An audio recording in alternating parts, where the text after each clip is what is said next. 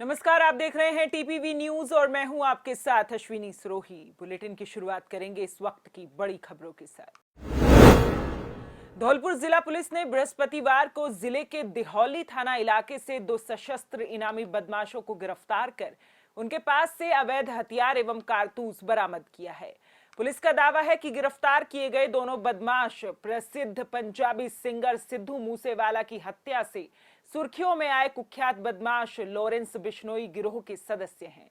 Dholpur police द्वारा गिरफ्तार हरियाणा के पटौदी इलाके के रहने वाले दोनों बदमाशों पर हरियाणा पुलिस की ओर से 15-15 हजार रुपए का इनाम घोषित है।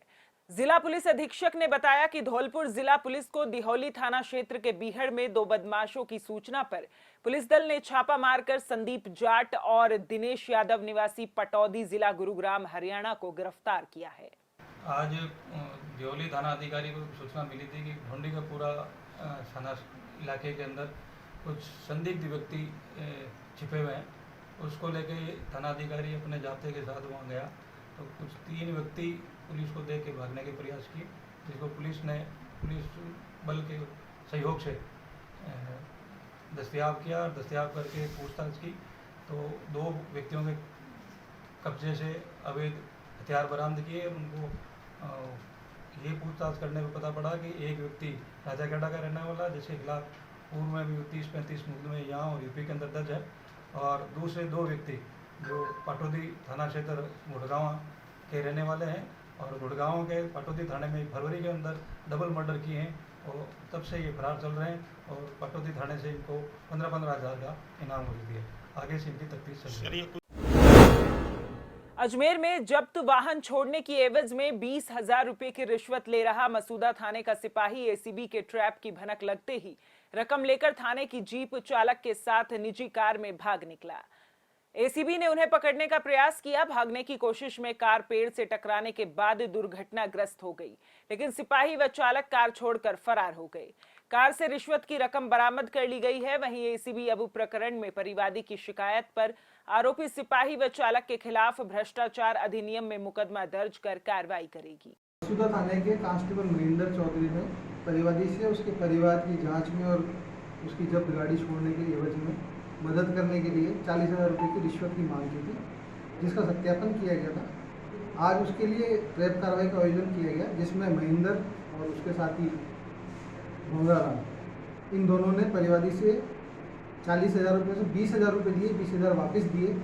इसी दौरान इनको भनक लगने से 20,000 रुपये लेके भाग गए। वो जिनकी तलाश की लेकिन मिले नहीं है। शेष रिश्वत राशि 20,000 रुपये हमने बरामद कर ली है। राम और महेंद्र के खिलाफ आगे कार्रवाई कर रहे हैं। अलवर के बहरोड उपखंड में स्कूल खेल मैदान में गांव के ही एक युवक का शत विक्षत शव पड़ा मिला। सुबह घूमने आए लोगों को शव पड़ा दिखाई दिया तो सनसनी फैल गई। अज्ञात बदमाश युवक के सिर को कुचलकर और धारदार हथियारों से जख्मी कर नग्न अवस्था में पटक गए। ग्रामीणों ने इसकी सूचना पुलिस को दी। मृतक की पहचान बरडोद निवासी बिलिया उर्फ योगेश शर्मा के रूप में हुई है। फिलहाल पुलिस मामले की जांच में जुटी है। शहर के सदर थाना क्षेत्र में पचगांव गांव के पास हाईवे पर अवैध चंबल बजरी से भरे ट्रैक्टर ट्रॉली और ट्रक की आमने सामने से भिड़ंत हो गई। सड़क हादसे में अवैध चंबल रेत के ट्रैक्टर पर सवार एक व्यक्ति की मौके पर ही दर्दनाक मौत हो गई, जबकि दूसरा गंभीर रूप से घायल हो गया। वहीं तीसरा मौके से भागने में सफल रहा। हादसे की सूचना पर मौके पर पहुंची पुलिस ने घायल बजरी माफिया को इलाज के लिए जिला अस्पताल धौलपुर में भर्ती कराया है।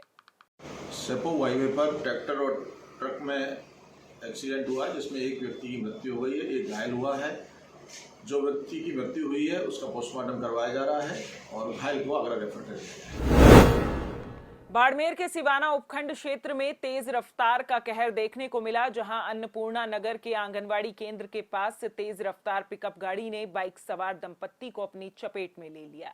हादसे में महिला गंभीर रूप से घायल हो गई। ग्रामीणों की मदद से घायल महिला और उसके पति को सिवाना अस्पताल लाया गया, जहां डॉक्टरों ने महिला को मृत घोषित कर दिया। घटना को लेकर मृतका के देवर ने रिपोर्ट पेश की है। झुंझुनू के चिड़ावा पचेरी रोड पर चल रहे टोल बूथों को हटाने और टोल वसूली बंद कराने की मांग को लेकर आज विभिन्न संगठनों ने संयुक्त रूप से झुंझुनू में पीडब्ल्यूडी कार्यालय का घेराव किया। इस मौके पर उन्होंने अधिकारियों पर आरोप लगाया कि अधिकारियों की मिली भगत के कारण जो टोल बूथ पहले बंद हो जाना चाहिए था, वो आज दिन तक चल रहा है। इस मौके पर पीडब्ल्यूडी अधिकारियों को चेताया गया कि यदि उन्होंने तुरंत अवैध रूप से बढ़ाई गई टोल वसूली तिथि को वापस लेते हुए टोल वसूली बंद नहीं कराई तो अब न केवल ग्रामीण बल्कि आमजन मिलकर बड़ा आंदोलन करेंगे। चिड़ावा से लेकर के पचेरी तक 2012 में ये जो सड़क बनी थी उस पर टोल वसूलना शुरू किया था इन लोगों ने।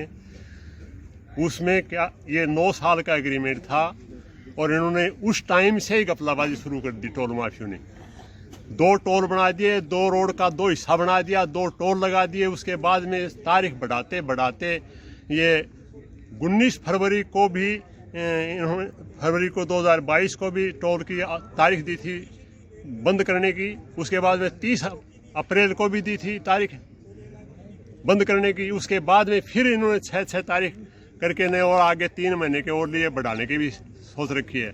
और इनमें सारी भागीदारी ये प्रशासन के लोग हैं जो यहाँ पीडब्ल्यूडी के 3 अधिकारी हैं, उनकी मिलीभगत है और इन्होंने इस टोल को आगे अनुशंसा करके बढ़वाया है। और अब हमारी ये मांग है कि इस टोल को तुरंत प्रभाव से बंद करें और इनका जो वसूली की है अवैध वो वसूली वापस ली जाए और इन जो अधिकारी इन्होंने जो गलत काम किया है उनको भी बर्खास्त किया जाए। जैसलमेर के लाठी कस्बे में मार्ग पर रेलवे फाटक विस्तार और निर्माण कार्य के बाद डाली गई कंक्रीट वाहन चालकों के लिए परेशानी का सबब बनी हुई है। आए दिन यहां से गुजरने वाले वाहन कंक्रीट में फंस रहे हैं। गुरुवार को भी एक ट्रैक्टर ट्रॉली कंक्रीट में फंस गई, जिसके कारण एक मालगाड़ी 20 मिनट तक फाटक के पास ही खड़ी रही। गौरतलब है कि रेलवे विभाग की ओर से रेलवे फाटकों व स्टेशनों पर विस्तार कार्य करवाया जा रहा है। केंद्र की भाजपा सरकार के 8 साल पूरे होने पर भाजपा कार्यकर्ता व पदाधिकारी झुंझुनू जिले में केंद्र सरकार की योजनाओं की धरातल पर जानकारी जुटाएंगे। इसके साथ ही केंद्र की विभिन्न योजनाओं के फायदे भी बताएंगे। भाजपा की प्रेस वार्ता में झुंझुनू सांसद नरेंद्र कुमार ने बताया कि केंद्र सरकार ने समाज के हर वर्ग के उत्थान और उसके विकास के लिए योजनाएं लाकर उनको फायदा दिया है। इसमें किसान सम्मान निधि, उज्ज्वला योजना, स्वरोजगार के साथ विभिन्न योजनाओं का लाभ मिला है। सरकार के 8 साल पूरे होने पर भाजपा कार्यकर्ता आमजन के बीच जाएंगे और सरकार की उपलब्धियां बताएंगे।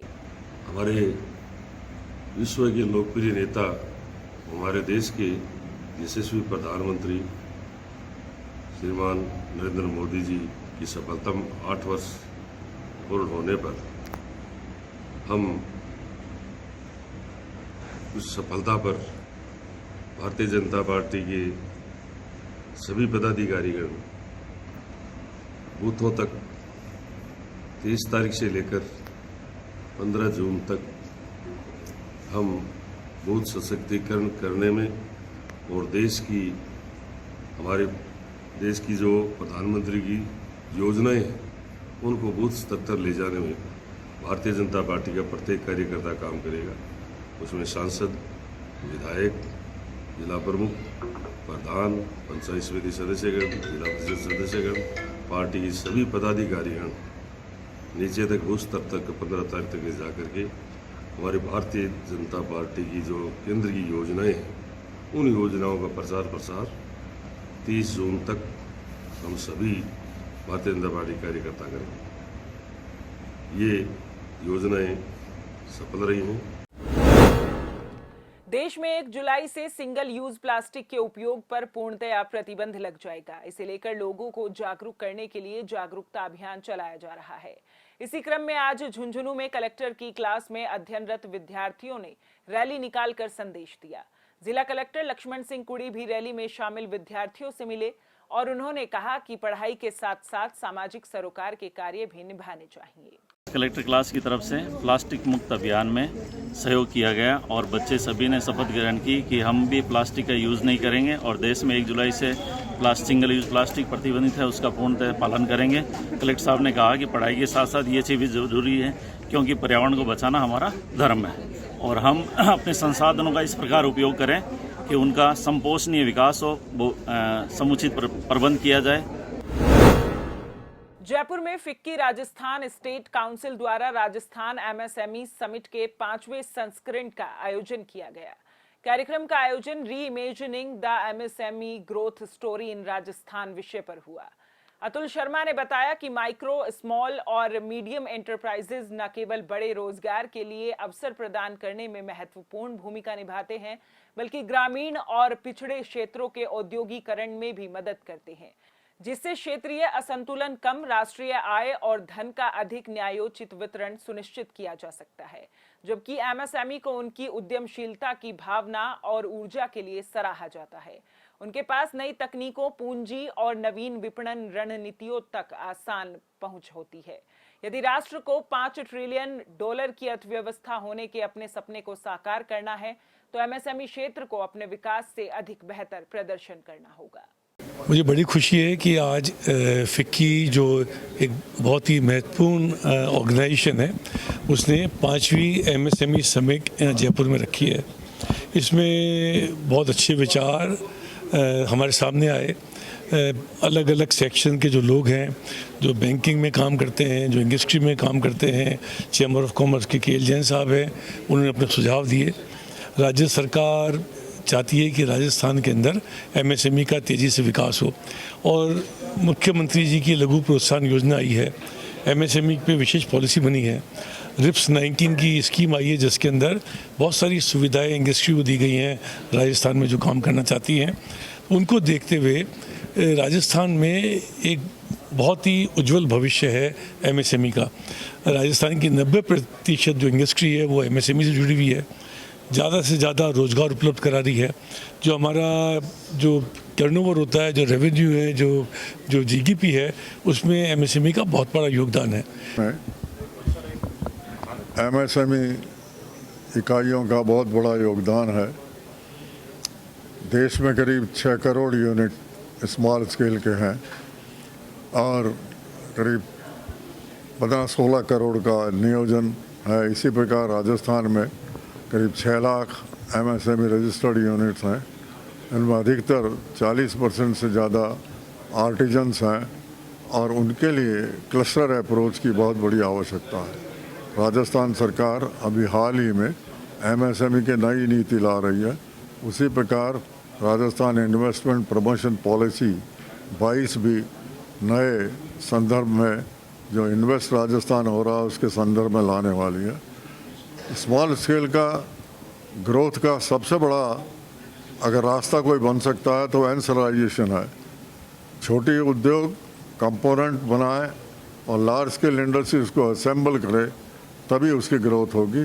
जैसे आपको उदाहरण के तौर पर बताऊं, सुजुकी जो मोटर कार कंपनी है, उसने करीब 6000 छोटी इकाइयों को अपने साथ संबंध करा हुआ। तो हमने राजस्थान सरकार से, राजस्थान चैम्बर ऑफ कॉमर्स की ओर से ये निवेदन किया है कि जो इंडस्ट्री, बड़ी इंडस्ट्री एनसलाइजेशन का सपोर्ट करती है, उसको भी बेनिफिट, फाइनेंशियल बेनिफिट देने की योजना बनानी चाहिए। इस बुलेटिन में फिलहाल इतना ही। देश प्रदेश की तमाम बड़ी खबरों के लिए देखते रहिए TPV न्यूज़। नमस्कार।